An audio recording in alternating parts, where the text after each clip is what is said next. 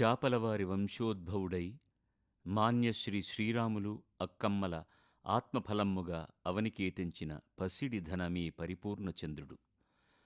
పువ్వు పుట్టగానే పరిమళించినట్లుగా దినదిన ప్రవర్ధమానుడై ఎదుగుతూ పలకాబలపం పట్టిన నాటి నుండే పరిసరాల విజ్ఞానంతో ప్రభావితుడై ఆ జ్ఞాన సంపదలోని సేవాధర్మాన్ని తనవంతుగా 10 మందికి పంచుతూ వారిలో స్నేహగుణాన్ని పెంచుతూ ఓనమాలు నేర్పిన గురువుల ఆశీస్సులందుకుంటూ ఊరివారి తలలో నాలుకలా మెదులుతూ నిరంతరం శ్రమిస్తూ తన చిన్ననాటి కలల్ని నిజం చేసుకున్నారు. కృషితో నాస్తి దుర్భిక్షం అన్న సూక్తికి చక్కటి నిదర్శనం ఈ నిత్య విద్యార్థి. తన ప్రజ్ఞాపాఠవాలతో ప్రతిభావంతుడైన మన వంశీకృష్ణగారు తన సహాధ్యాయులందరిలో మిన్నగా నిలిచి వైద్య విజ్ఞాన ఖనిగా పేరొందిన గుణధాముడి భాగ్యశాలి.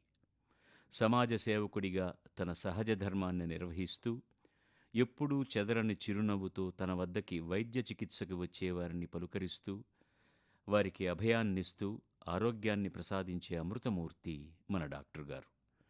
సహనం తన సహజాభరణమైన ఈ శాంతమూర్తి హస్తవాసికి ప్రజలు మన జిల్లాలో విశిష్ట స్థానాన్నిచ్చారు.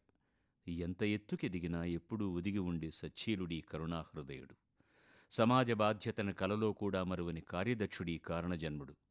ఆపన్నులనాదుకునే ఆపద్బాంధవుడైన ఈ స్నేహశీలి అశేష ప్రజల సన్మానాలు పొందిన సద్గుణ సంపన్నుడు మన డాక్టర్ గారు.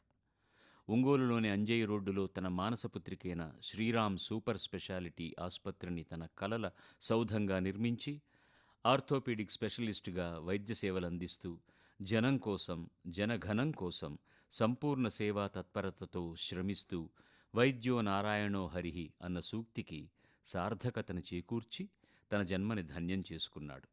ఎందరో మహానుభావులు మహనీయులు మానవతామూర్తులై ప్రజాసేవలోనే పరమార్థం ఉంది అని నిరూపించారు. అలాంటి కోవలోకి చెందిన శ్రీ చాపల వంశీకృష్ణ గారిని ఈ స్వాతంత్ర్య దినోత్సవం సందర్భంగా సన్మానించుకోవడం మనందరి భాగ్యం. ఇంతకన్నా అదృష్టం ఏముంది?